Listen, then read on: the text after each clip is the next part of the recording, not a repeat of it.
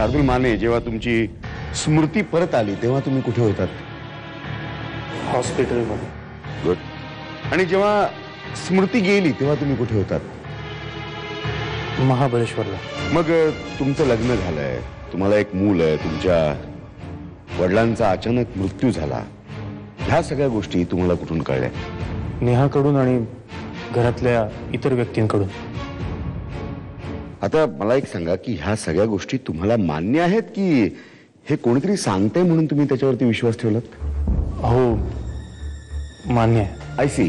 म्हणजे ह्या सगळ्या ज्या घडून गेलेल्या गोष्टी आहेत ह्या तुम्हाला हळूहळू आठवत होत्या, करेक्ट? हो, म्हणजे नाही, बरोबर? Objection milord. Objection overruled. माझ्या अशिलाला त्यावेळेस काहीच आठवत नाहीये. हे स्टेटमेंट खोडून काढण्यासाठी ॲडव्होकेट पांढरे त्यांना प्रेशराईज करून त्यांचे स्टेटमेंट बदलण्यासाठी भाग पाडतायत. शार्दूल माने यांची मेमरी हळूहळू परत येईल असं त्यांच्या डॉक्टरांचं म्हणणं आहे आणि नेमकं तसंच घडतंय. ऑब्जेक्शन ओव्हररूल्ड. त्यामुळे अशा मानसिक अस्थिरतेच्या अवस्थेमध्ये एवढ्या मोठ्या इस्टेटीची जबाबदारी ते कशी स्वीकारणार, कशी सांभाळणार? म्हणूनच ह्या इस्टेटीची जबाबदारी आणि मालकी नेहा माने यांच्याचकडे असावी अशी माझी कोर्टाला विनंती आहे. माझ्या अशिलाच्या बुद्धिमत्तेच्या अस्थिरतेवरच प्रश्न उभा केलाय ॲडव्होकेट पांढरे यांनी. तर मी त्यांना हे सांगू इच्छितो की नेहा माने आणि शार्दूल माने यांचं जेव्हा लग्न झालं तेव्हा त्यांची परिस्थिती याच्यापेक्षाही वाईट होती. त्यांना आपलं चांगलं वाईट काहीही कळत नव्हतं.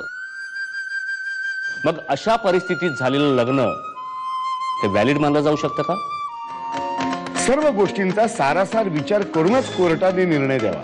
कारण युअर ऑनर, तुमच्या ह्या निर्णयावरतीच एका स्त्रीच्या संसाराचा आणि एका मुलाच्या भविष्याचा प्रश्न अवलंबून आहे. मी इन्स्पेक्टर जाधव बोलतो. हा इन्स्पेक्टर, बोला, काय झालंय? म्हात्रे साहेब, त्या भाऊला शोधायला माझी माणसं पाठवली होती. हा, मग काही तपास लागला? हो, तो स्वतःच पोलीस स्टेशनला आलाय आणि म्हणतो मला अटक करा. हा, आलेलोय मी. तुम्ही मला बिंदास अटक करा. काय तुम्हाला पाहिजे? जरा गप्रे. इन्स्पेक्टर, तो खूप डेंजरस माणूस आहे. तो काहीही. तुम्ही काहीच काळजी करू नका. असल्या भरपूर केसेस सुधारल्यात आम्ही. फोन ठेवतो आणि याचा समाचार घेतो. ठीक आहे. मला शार्दूल माने आणि नेहा माने यांना एकत्रितपणे काही प्रश्न विचारायचे, तेव्हा कृपया नेहा माने यांना साक्षीदाराच्या पिंजऱ्यात येण्याची परवानगी द्यावी. नेहा माने, तुमचं शार्दूल माने यांच्याबरोबर लग्न करण्याचं कारण काय होतं? तुमचं त्यांच्यावरती प्रेम होतं म्हणून? हो. तुमची अशी मनापासून इच्छा होती की त्यांनी लवकरात लवकर बरं व्हावं? हो. शार्दूल माने, तुमच्या मते नेहा माने आता जे काही सांगितलं ते बरोबर आहे का चूक आहे? खरं आहे. बरं, तुम्हाला त्यांच्या वागण्यात काही चूक आढळली म्हणजे त्यांनी तुमच्या वडिलांच्या इस्टेटीचा गैरवापर केला, तुम्हाला काही त्रास दिला?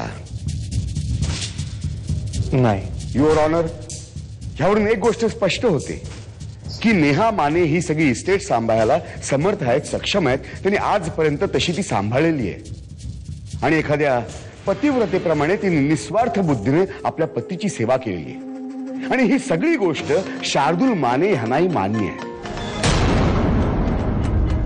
माझा असा दावा आहे की कोणाच्या तरी सांगण्यावरून किंवा कोणाच्या तरी दबावाखाली शार्दूल माने यांनी हा खटला उभा केलेला आहे. असं नाहीये.